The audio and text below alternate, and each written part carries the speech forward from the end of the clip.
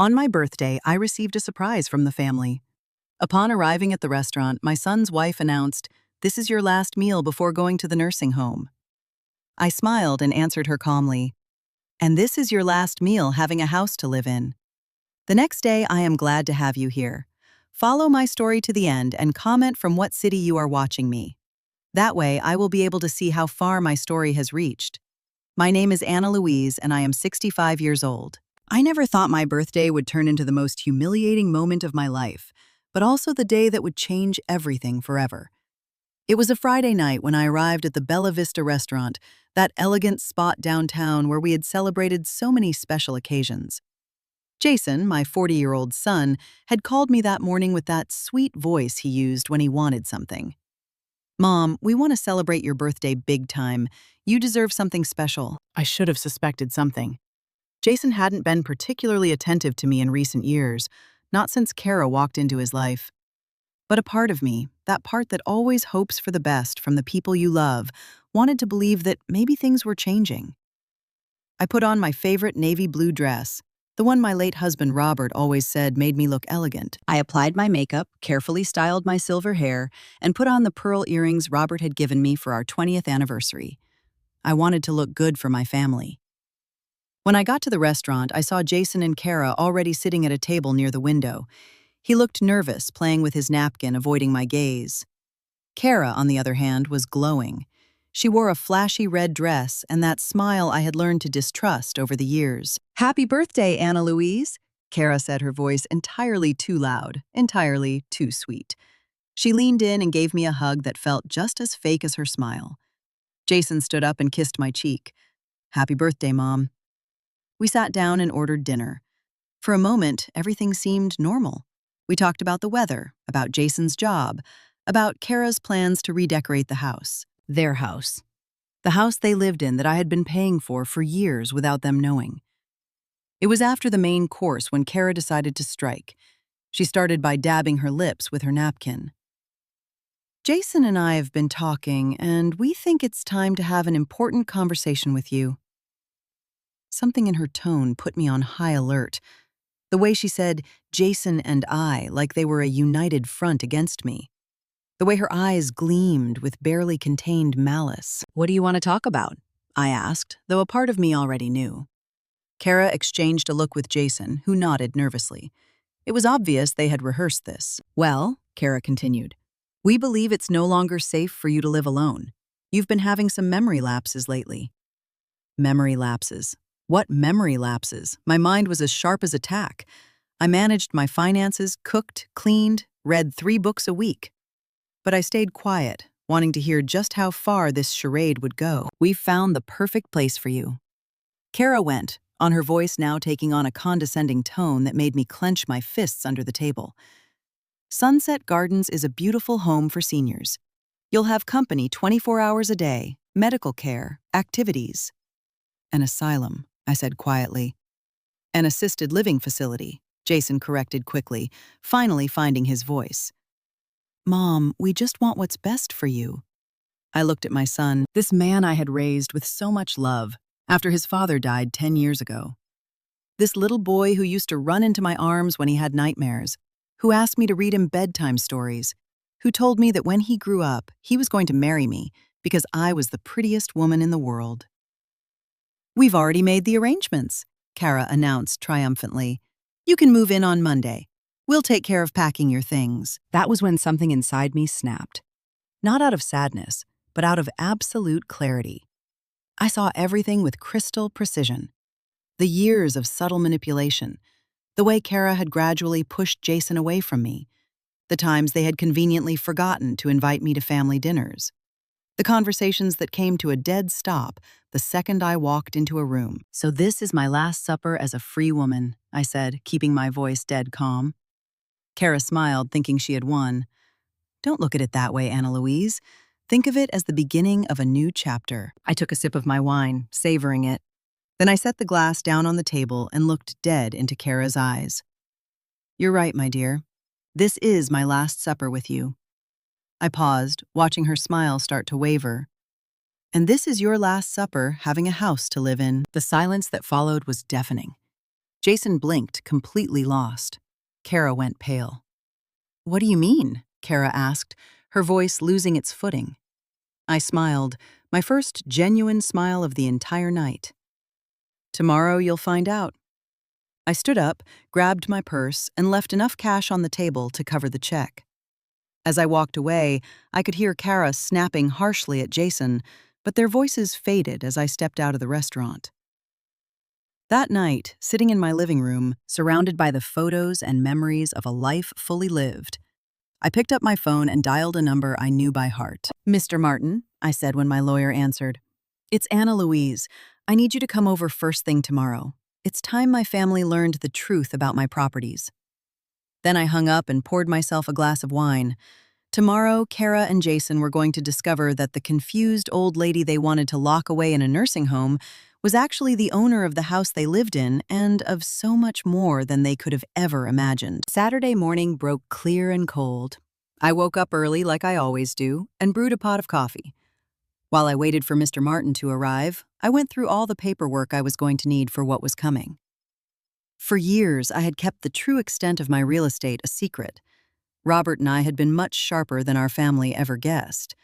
While they saw a retired widow surviving on a pension, I had been quietly and shrewdly investing in real estate all over the city. The house Jason and Kara lived in was just the tip of the iceberg. Mr. Martin arrived at 9 o'clock on the dot, punctual as always. Arthur Martin had been our family lawyer for 20 years, a discreet man who understood the sheer value of silence. "Good morning, Anna Louise," he greeted me, setting his briefcase down on my dining room table. "I suppose the time to act has finally come." "Yes," I answered, pouring him a cup of coffee. "I can't keep pretending anymore." We had discussed this possibility many times over the last few years. Arthur had witnessed how Kara had systematically alienated Jason from me, and he had drawn up several legal scenarios to protect my assets. "Are you sure you want to do this?" he asked me, though we both knew there was no turning back now. "After what happened last night, I don't have a choice." I told him about the dinner, about the assisted living facility, about the cold-blooded way they had planned to dispose of me. Arthur listened quietly, nodding every now and then. "Very well," he finally said. "We'll start with the eviction notice. Since you are the legal owner of the property on Maple Street, you have every right to do this." The house on Maple Street. Jason and Kara had lived there for 5 years, fully believing it belonged to them.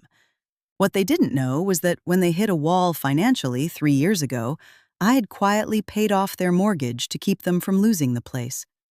The bank had transferred the deed into my name, but I never breathed a word of it to them. "How much time do they have to vacate?" I asked. 30 days is the legal standard, but we can shorten it to a week if we cite a breach of the lease agreement." "What lease agreement?" Arthur smiled.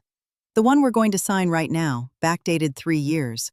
A contract stipulating that the lease can be terminated immediately in the event of disrespect or threats toward the landlord." As I signed the paperwork, I couldn't help but think about how things had spiraled to this point. I remembered when Jason first brought Kara home 8 years ago. She was charming back then, or at least she put a hell of an effort into seeming like it.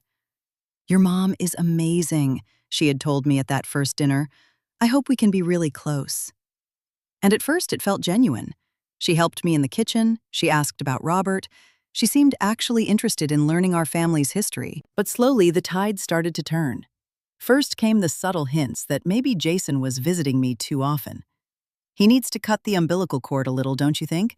she said to me once, laughing like it was a joke. But it wasn't a joke. Then came the criticisms gift-wrapped as concern. "Anna Louise, are you sure you should still be driving at your age?" Or, "I worry about you living all alone. What if you fall and no one finds you?" Jason, my sweet Jason, had started parroting these worries like they were his own original thoughts. "Done," Arthur announced, sliding the documents back into his briefcase. "The eviction papers will be served Monday morning. I've also drafted the letters to the bank canceling all the automatic transfers you've been making to cover their expenses." That was the other thing Kara and Jason were clueless about. For the past few years, I had been quietly floating a lot of their lifestyle. Kara's car lease, the vacation they took last year, even some of the high-end furniture Kara had bought to fill the house. And the utility shutoffs were scheduled for Monday too. Electricity, water, gas, internet, Everything was in my name, so legally I had the absolute right to pull the plug. I felt a sharp pang of sorrow for Jason. Through it all, he was still my son. But I felt something much stronger right behind it: sheer determination. They had crossed a line last night, and there was no walking it back. After Arthur left, I sat at my kitchen counter with a second cup of coffee and my phone. I knew I had to move fast before Kara had time to spin the narrative in her favor. I dialed Jason's number. He picked up on the third ring. "Mom, are you okay? You left in such a hurry last night." His voice sounded genuinely worried, and for a split second my resolve flickered. This was my boy, the baby I had rocked to sleep, the kid I had comforted through bad dreams. "Jason, I need you to come over. Just you. There's something important we need to discuss. It can't wait. Kara and I were actually going to go look at houses for you near the nursing home. I mean, near Sunset Gardens." And there it was. Even now, after publicly humiliating me, they were bulldozing ahead with their plans like my opinion didn't even exist. "No, Jason, it cannot wait. Come over right now, or come Monday you're going to find out about a few things in a much less pleasant way." There was a long pause. "Mom, you're scaring me. You should be scared. Come alone, Jason. If you bring Kara, I will not open the door." I hung up before he could say another word. While I waited, I walked through my house. This house that Robert and I had bought when Jason was 5 years old. Every corner held a ghost. The pencil marks on the doorframe where Jason had measured his height every birthday. The faded stain on the rug where he spilled grape juice when he was 7. His college graduation portrait where he stood smiling proudly, diploma in hand. Where had it all gone wrong? At what exact moment did my son decide I was a burden instead of his mother? The doorbell rang exactly 45 minutes later. I opened the door and found Jason standing on the porch looking rattled and confused. "Hi, Mom." "Come in," I said, stepping aside. He sat down on the sofa where he had watched 1,000 Disney movies with me as a kid. I sat across from him in Robert's armchair. "Jason," I started, "there's a lot you don't know about me, about your father, about our financial situation." "Mom, if this is about paying for the facility, I already told you Kara and I will handle it." "Your house," I cut him off. "The house you live in with Kara. Do you know who actually owns it?" Jason frowned. "We do. We pay the mortgage." "No, Jason, you don't." I pulled out the paperwork Arthur had left and handed it to him. I watched his eyes dart across the pages, watched his face morph from confusion to absolute shock. This can't be real. "When you two were about to lose the house 3 years ago, I paid off the entire debt. The bank transferred the deed to me. You've been living on my property for 3 years." All the color drained from Jason's face. "Why didn't you tell us?" "Because I thought it was my son living there. I thought someday you'd understand what I had done for you." My voice cracked just a fraction. "But last night I realized I don't have a son. I have a stranger who wants to lock me away in a home just to get rid of me." "Mom, it's not like that. It's not like that." I stood up and walked over to the window. "Jason, when was the last time you came to visit me when it wasn't about money or needing a favor? When was the last time you called me just to see how I was doing?" Silence was my answer. "On Monday," I said without turning to look at him, "you're going to receive an official eviction notice. You have 1 week to find another place to live." "Mom, you can't do this. We're family." I finally turned around to face him dead on. "Last night in that restaurant, you made it very clear that I am no longer family. Now you're going to experience the consequences of that choice." Sunday morning, while I was drinking my coffee and reading the paper like I always do, my phone started ringing off the hook. I didn't recognize the first number, but I picked up anyway. "Anna Louise, it's Chloe, Kara's sister." The voice was harsh, dripping with accusation. "I can't believe what you're doing to my sister and your own son." So Kara's smear campaign had officially launched. I figured as much. "Good morning, Chloe. I didn't realize you had my number." "Kara gave it to me. She's a wreck, Anna Louise. How can you be so cruel to your own flesh and blood?" I leaned back in my chair, bracing myself for what I knew was going to be a very long conversation. "Did Kara happen to mention Friday night's dinner?" "She told me they were trying to help you. trying to find you a safe place to live, and that you reacted like a crazy person. A crazy person. Of course that was the angle Kara was playing. Did she tell you they announced they were putting me in a home without even bothering to ask my opinion? Anna Louise, at your age, it's perfectly normal to need some extra help. Chloe, I cut her off, I am 65, not 95. I manage my own finances. I cook, I clean, I read, I drive. There is absolutely nothing wrong with my mind. But Kara told me you've been forgetting things, that sometimes you don't even recognize people. Lies. It was all a pack of lies. But I suddenly realized Kara had been laying the groundwork for this narrative for months, quietly setting the stage for exactly this moment. Chloe, have you ever once spoken to me directly about these supposed memory issues? There was a beat of silence. Well, no, but because if I actually had them, don't you think someone should have had a conversation with me before deciding my entire future? After Chloe, it was Kara's mother. Then a cousin of Jason's I hadn't seen in a decade. Then Kara's best friend. Every single one of them parroting the exact same script. Anna Louise had gone senile and vicious, and she was punishing her poor, loving family for just trying to take care of her. By noon, I had fielded 12 identical calls. Kara had been a very busy bee. That was when the doorbell rang. Glancing through the window, I saw a car I didn't recognize parked out front. When I opened the door, I found a woman slightly older than me, dressed sharply, wearing a severe expression. Are you Anna Louise? Yes. I am Dr. Patricia Vance, a geriatrician. Your daughter-in-law contacted me extremely concerned about your mental well-being. She asked me to come out and evaluate you. It felt like I had just been slapped across the face. Kara had actually gone as far as bringing a doctor to my doorstep without my consent. I didn't request an evaluation, I said firmly. Mrs. Herrera, I understand this can be disorienting, but sometimes individuals with cognitive decline aren't aware that they need help. Dr. Vance, is it? I kept my voice steady but coated in ice. I appreciate you making the trip, but I am not letting you into my house without a court order. If my daughter-in-law is so desperately concerned about my mental state, she is welcome to go through the proper legal channels. The doctor looked completely taken aback by how sharp and lucid my response was. Ma'am, your family is genuinely worried. My family, I said, informed me on Friday night that they were locking me away in a facility without consulting me. That doesn't sound like genuine worry. That sounds like manipulation. After the doctor finally left, I sat at my kitchen table trembling. Not from fear, but from raw, blinding rage. Kara was not going to stop. She was fully prepared to have me declared legally incompetent just to get her way. I immediately dialed Arthur.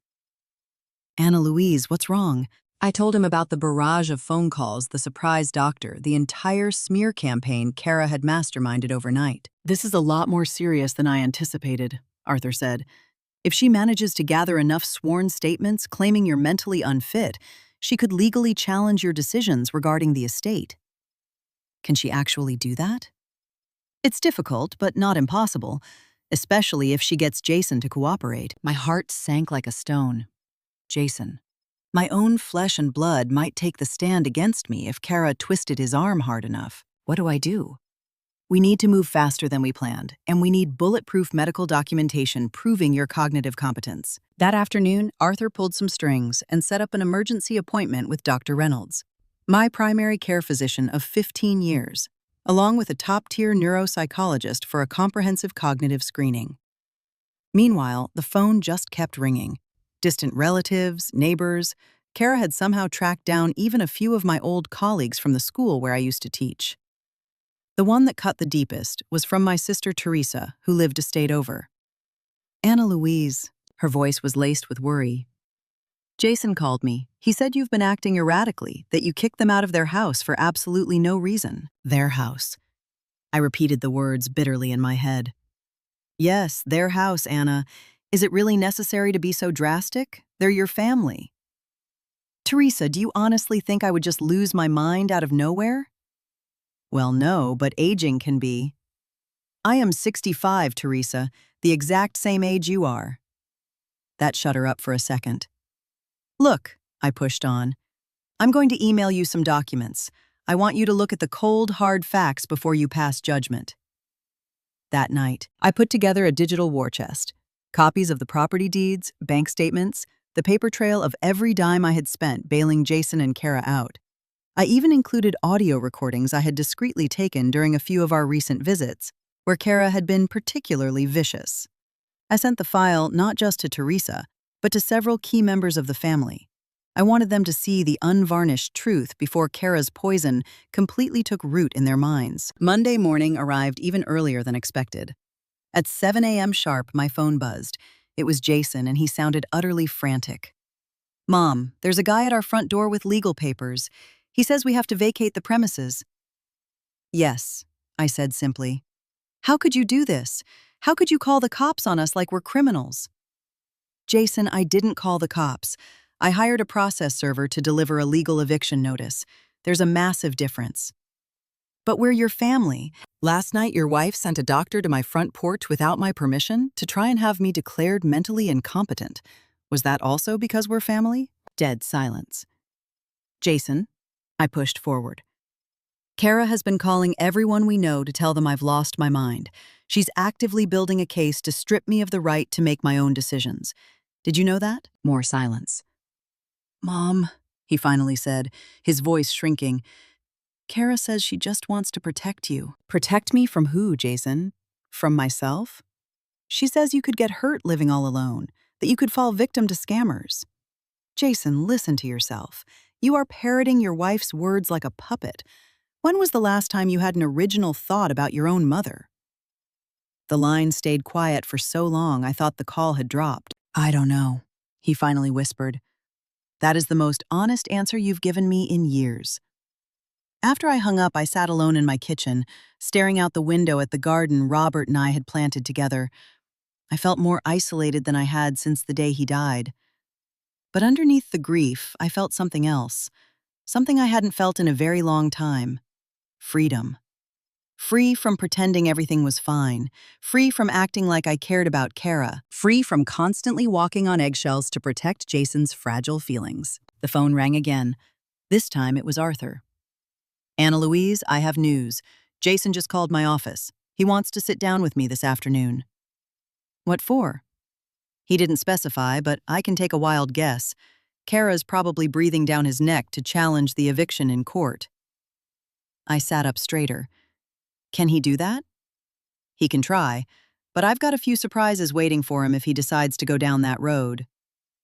What kind of surprises? I'd rather not say over the phone, but let's just say my deep dive into the family finances turned up some incredibly fascinating details about Kara's spending habits over the last couple of years. After hanging up, it hit me that the war had barely even started.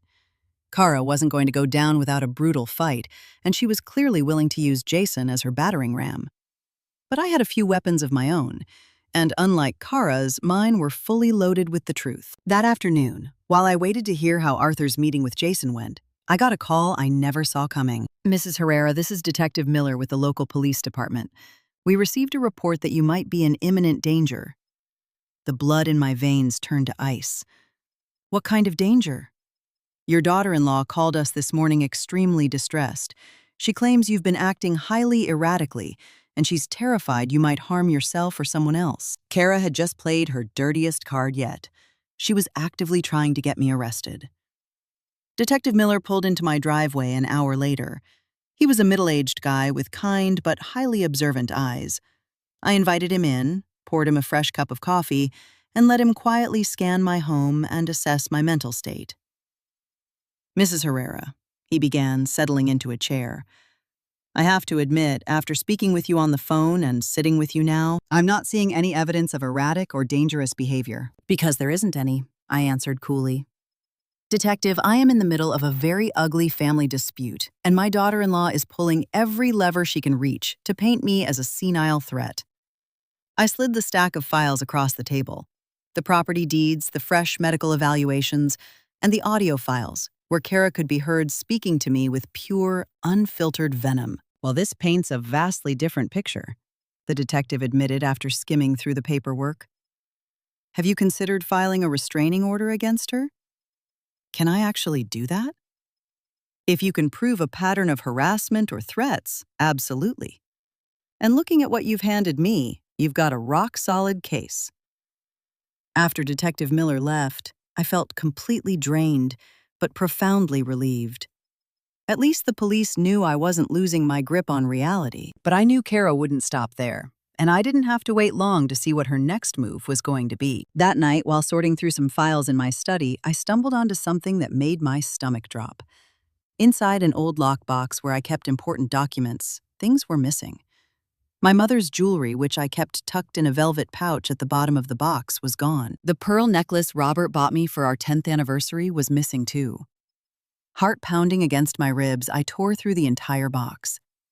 My grandmother's diamond brooch, the emerald earrings I inherited from my aunt, even my gold graduation watch, everything was gone, swept clean. I immediately dialed Arthur, even though it was pushing 10 o'clock at night. "Anna Louise, what's wrong?" "Arthur, someone stole my jewelry. The most valuable pieces have been cleaned out of my lockbox." "Who else has access to the house?" "Only Jason. He's had a set of emergency keys since Robert passed away." There was a heavy, suffocating silence on the line. "Anna Louise, I'm going to ask you a question, and I need you to be completely honest with me. When was the last time you physically checked on that jewelry?" I thought for a second. "About 6 months ago. I took them out around the anniversary of Robert's death." "And since then, how many times has Jason been over to the house when you weren't there?" My stomach hit the floor. "Jason used to drop by all the time when I was out running errands or at doctor's appointments. He always said he just wanted to check on the place, make sure the pipes weren't leaking or the breakers hadn't tripped. I always thought it was so sweet of him to worry about me." "Arthur, are you seriously suggesting Jason stole my jewelry?" "I'm suggesting that first thing tomorrow morning we take photographs of those pieces to every pawn shop in the tri-state area." I didn't sleep a wink that night. I just lay in bed, staring blankly at the ceiling, trying to wrap my mind around the reality that my own son might have stolen my mother's jewelry, my late husband's gifts, the family heirlooms I had always planned to pass down to him anyway. By 7 a.m., Arthur was at my door with a private investigator named Mr. Monroe. We had compiled photos of all the missing items and mapped out a list of the most prominent pawn shops in the city. We didn't have to look hard. At the third shop we walked into, the owner recognized the photos instantly. "Yeah, I remember these. A younger guy brought them in about 2 months ago, said they belonged to his grandmother who just passed, and the family needed some quick cash." "Can you describe the guy?" Mr. Monroe asked. "Brown hair, maybe 40, dressed sharp but acting real jittery. Had a woman with him, blonde, heavily done up." My heart shattered into a million jagged pieces. Jason and Kara had fenced my family heirlooms. "How much did you give them for the lot?" I asked, my voice barely a whisper. The owner flipped through his ledger. $4,000. The collection was easily worth $40,000, but they had taken pennies on the dollar just to get fast cash. "Did they happen to mention what they needed the money for?" Arthur asked. The guy mumbled something about a trip they had to pay off. The woman kept talking about some spa resort. A spa resort. I suddenly remembered that exactly 2 months ago, Kara had plastered social media with photos from a lavish getaway they took. She bragged about the 5-star hotel, the couple's massages, the Michelin star dinners, a vacation entirely funded by my family's legacy. We got copies of all the paperwork and the transaction logs. Mr. Monroe even pulled the security footage, which clearly showed Jason and Kara standing at the counter selling off my life. Back home, I sat at the kitchen island and cried for the first time since this nightmare began. I didn't cry over the jewelry, even though it was irreplaceable. I cried for my son, for the man he had turned into, for the crushing realization that the sweet little boy I had raised was completely dead and gone. Arthur let me weep for a few minutes before he spoke up, his voice incredibly gentle. "Anna Louise, there's more." I looked up, wiping my cheeks. "More what?" Mr. Monroe dug a little deeper into Jason and Kara's financials. He found some highly disturbing things. He handed me a thick manila folder stuffed with documents. Bank statements, credit card logs, full credit reports. "They're over $80,000 in the hole," Arthur continued, mostly maxed out credit cards plus a massive personal loan Jason took out 6 months ago. $80,000. What on earth did they spend that kind of money on? Designer clothes, jewelry for Kara, the luxury SUV she drives, high-end house renovations, exotic vacations. They've been living miles beyond their means. I flipped through the pages, staring at charge after charge of mindless luxury. Thousands of dollars dropped at boutiques, thousands more at absurdly expensive restaurants. Credit card bills that literally made my head spin. And there's one more thing, Arthur said quietly. Jason has been siphoning cash straight out of your checking account without your knowledge. What? Since he's listed as your designated beneficiary, the bank granted him emergency access to the account a year ago, back when you were hospitalized with pneumonia. They never revoked it. All the air left my lungs. How much has he taken? Close to $5,000 over the last 10 months. Small, random withdrawals, probably banking on the fact that you wouldn't notice the bleed. I pushed my chair back and paced over to the window, trying to process the sheer scale of the betrayal. My son hadn't just pawned my family heirlooms. He had been actively stealing from my bank account for the better part of a year. Arthur, I finally said, I want to press criminal charges for theft. Anna Louise, are you absolutely sure? Once you pull this trigger, there's no putting the bullet back in the chamber. Jason could face real prison time. I turned around to look him in the eye. My son doesn't exist anymore. The man who fenced his grandmother's jewelry for a luxury vacation is not the boy I raised. That afternoon, while Arthur drew up the criminal complaints, my phone buzzed. It was Teresa. Anna Louise, I just went through the file you sent me. I am sick to my stomach. I can't believe what I'm reading. So you believe me now? Oh, honey, I am so incredibly sorry. I had absolutely no idea things were this toxic. I told her about the pawned jewelry, and the money bled from my checking account. My God, Teresa whispered. Anna, you have to do something. You cannot let them get away with this. I already am. Tomorrow morning, I'm pressing criminal charges against Jason. Against your own son?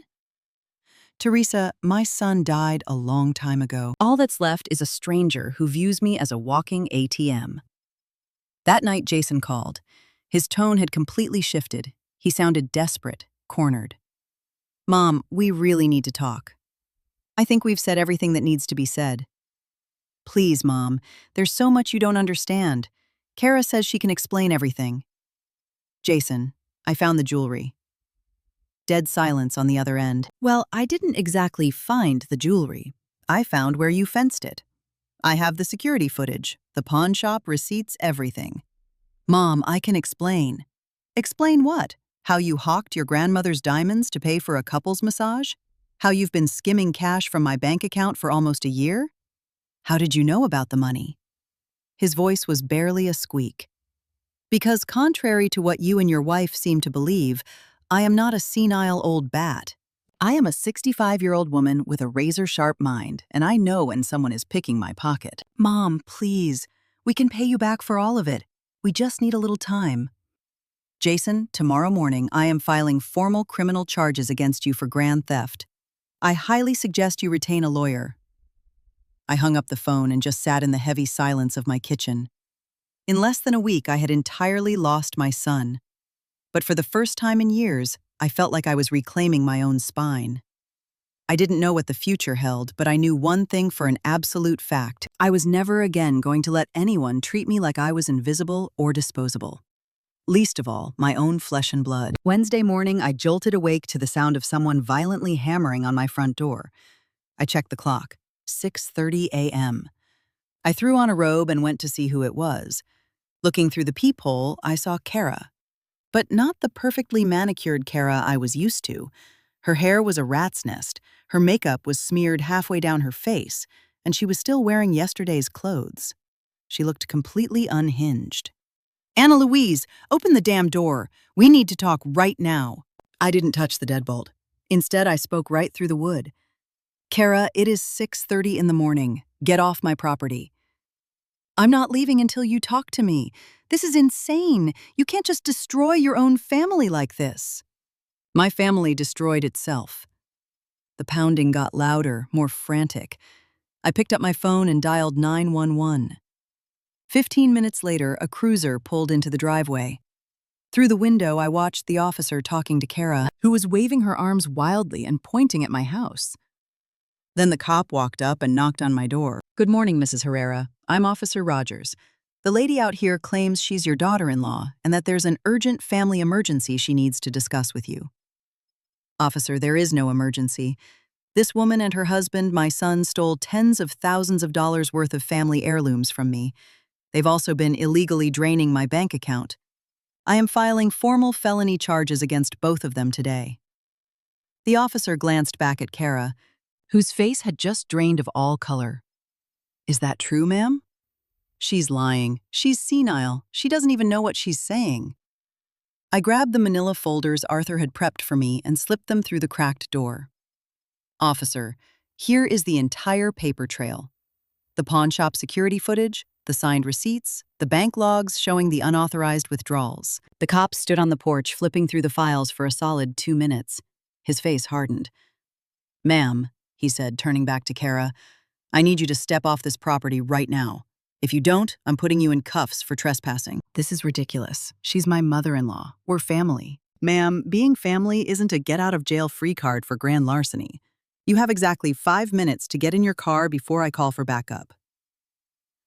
After Kara peeled out of the driveway, the officer asked if I wanted to press additional charges for harassment. I told him absolutely. 2 hours later, Arthur and I were sitting in a precinct interrogation room, handing over the entire mountain of evidence. The lead investigator, Detective Sullivan, went through the evidence with a fine-tooth comb. "Mrs. Herrera, this is an incredibly airtight case. The video footage alone is a slam dunk." "What happens now?" "We'll issue active warrants for both Jason and Kara. They'll likely be in custody before sundown." As we walked out of the precinct, Arthur put a hand on my shoulder. "Anna Louise, are you absolutely certain you want to ride this all the way down?" "Arthur, a week ago, I would have backed down. But I don't even recognize the man my son has mutated into. The Jason I raised never would have fenced his grandmother's jewelry to pay for a vacation." That afternoon, I received 3 phone calls that flipped the entire board over. The first was from Detective Sullivan. "Mrs. Herrera, we picked up Jason this morning at his office. He didn't put up a fight. He gave a full confession on tape. He's asking to speak with you." "And Kara? We haven't tracked her down yet. Looks like she packed a bag and skipped town this morning. Nobody knows where she is." The second call was from Teresa. "Anna Louise, Jason just called me from lockup. He is completely broken. He says he desperately needs to talk to you, that there's stuff about Kara you need to know."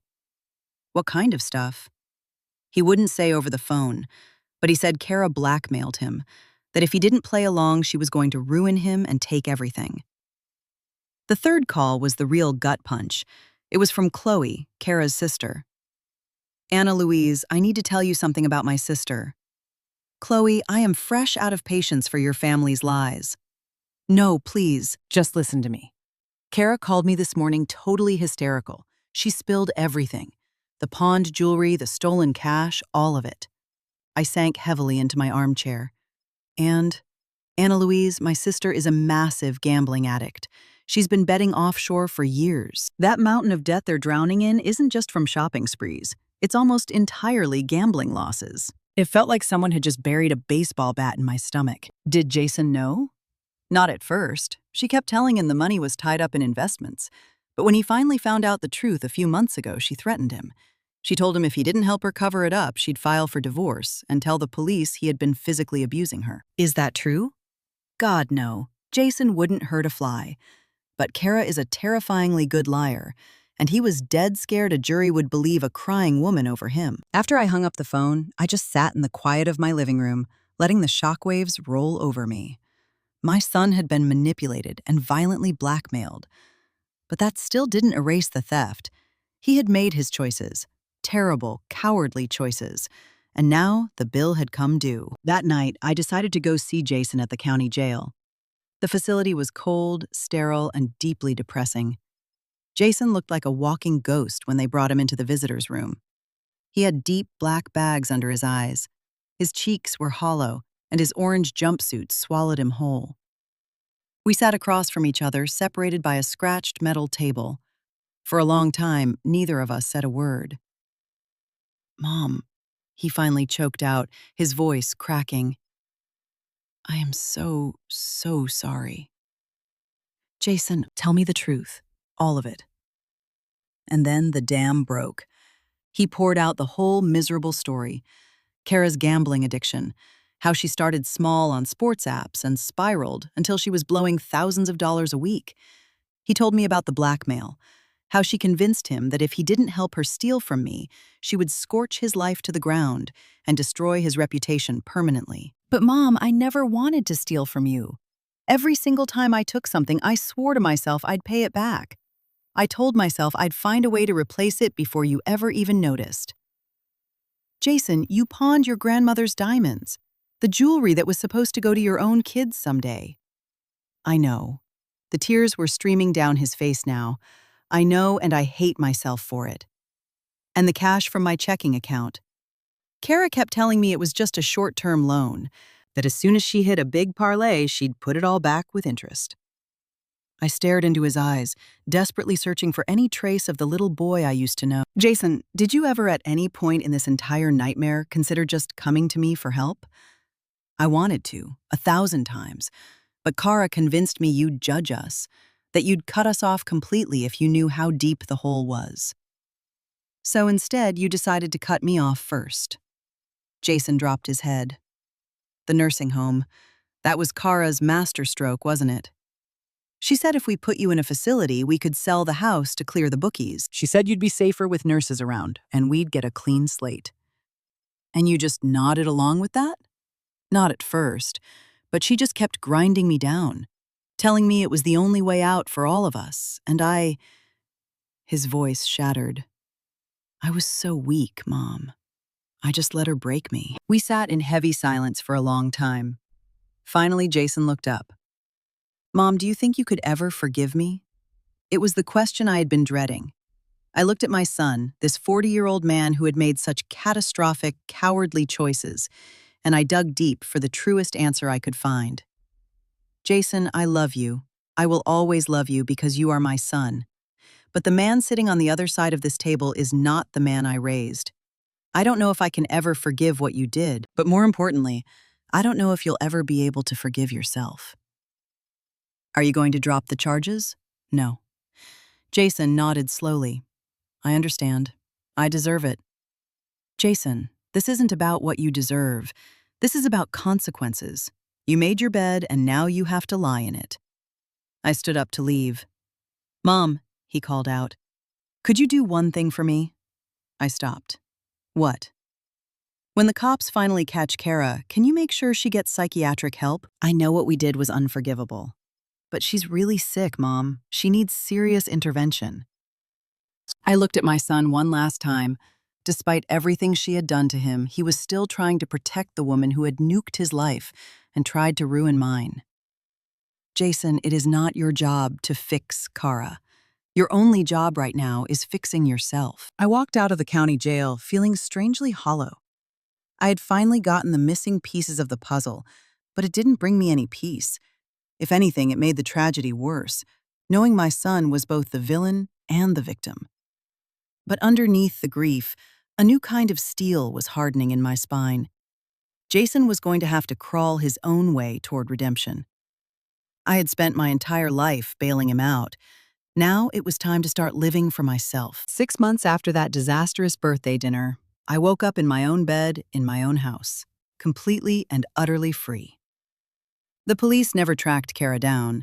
Detective Sullivan figured she hopped a bus out of state the second she heard Jason got pinched. There was an active felony warrant out for her, but honestly, I was just thrilled the trash had taken itself out. Jason pleaded guilty and got slapped with 8 months in county lockup, followed by 3 years of strict probation. The judge also ordered him to pay full restitution for every dime he stole. His public defender tried to argue for a lighter sentence, leaning heavy on the blackmail angle, but the judge wasn't having it.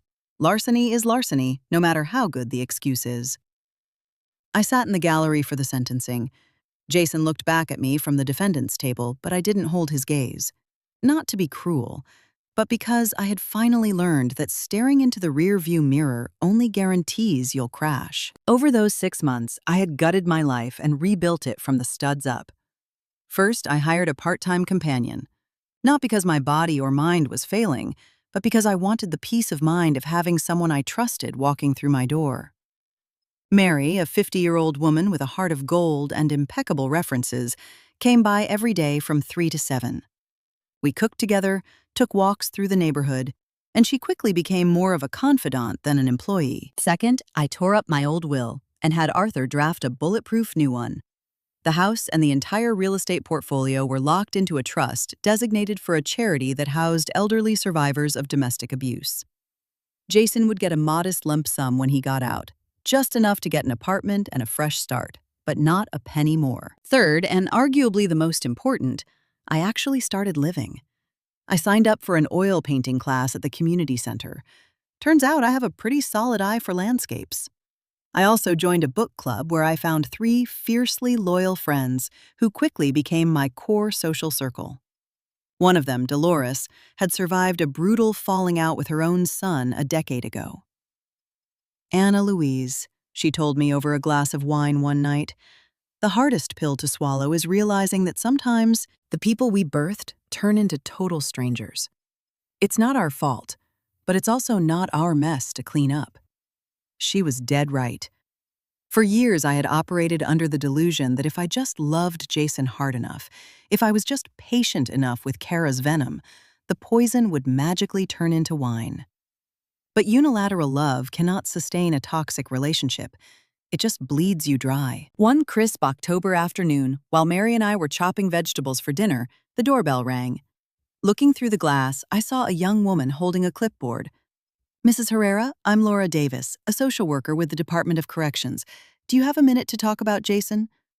I unlatched the deadbolt and let her in, curious but heavily guarded. "Mrs. Herrera, Jason has been enrolled in our intensive rehabilitation program for the last 4 months. He's making exceptional strides." "I'm glad to hear that. He's written you a letter, but per our protocols, he needs your explicit consent before he can mail it.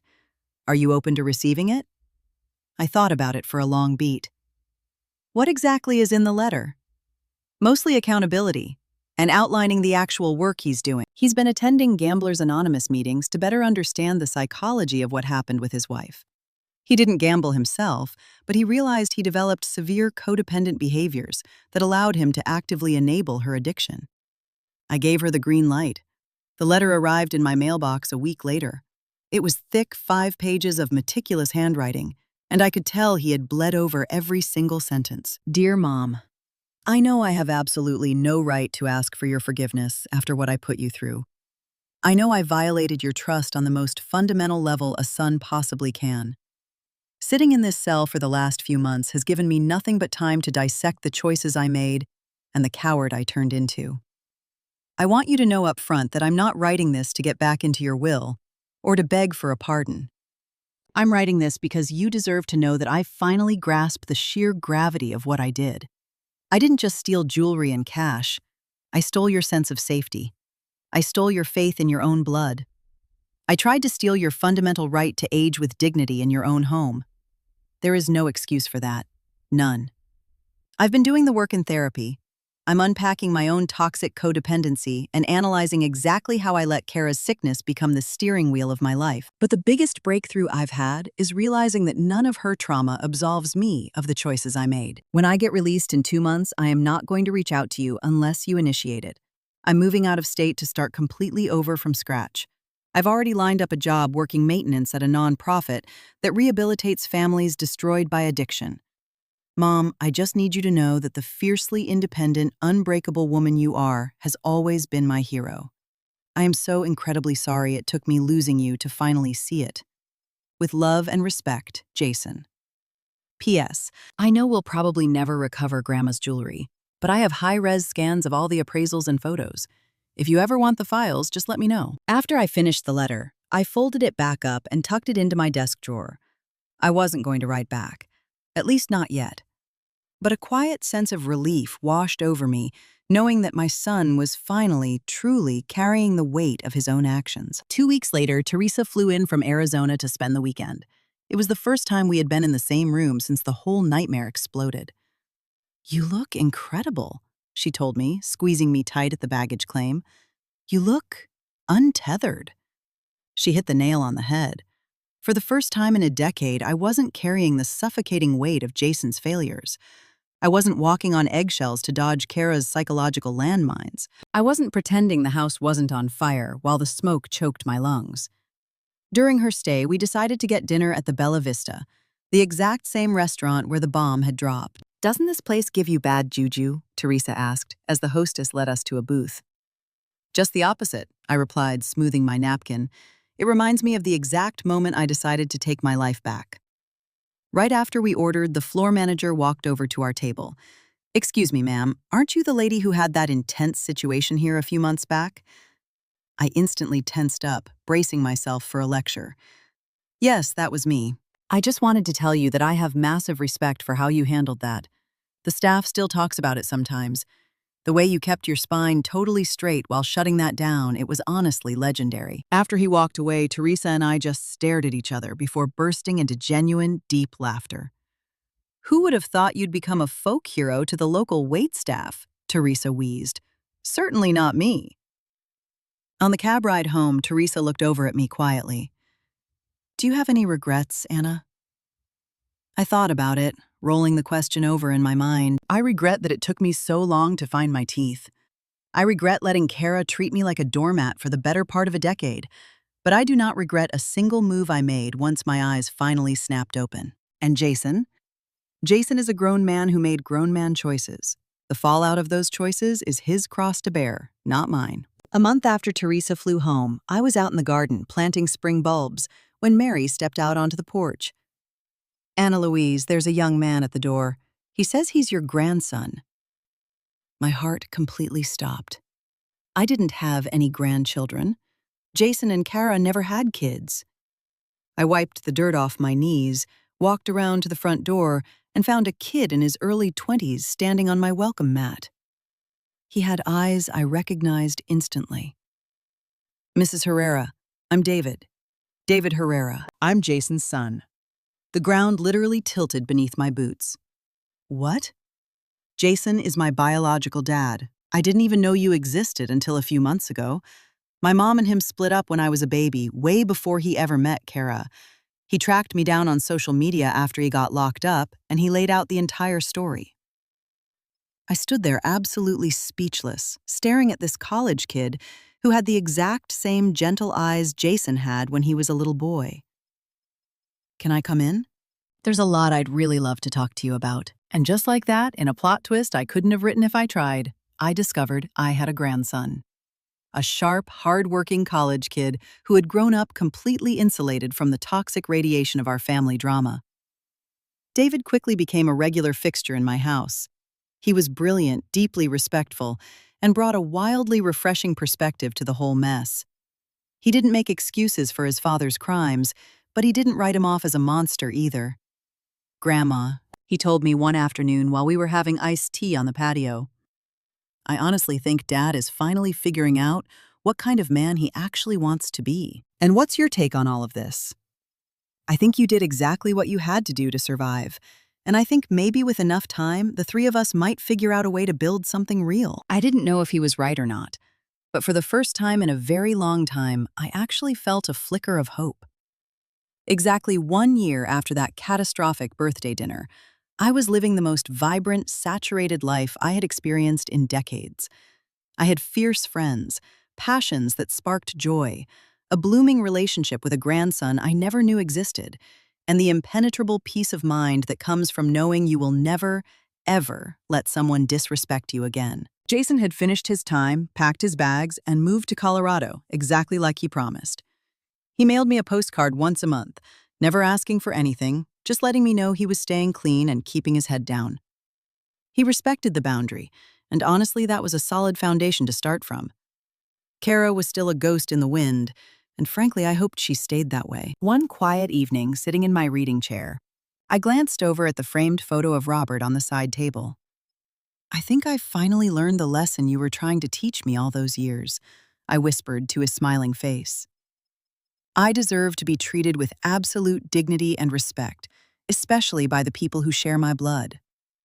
For the first time since the day he died, I felt like I was actually living, not just running out the clock. My name is Anna Louise. I am 66 years old, and I am finally free.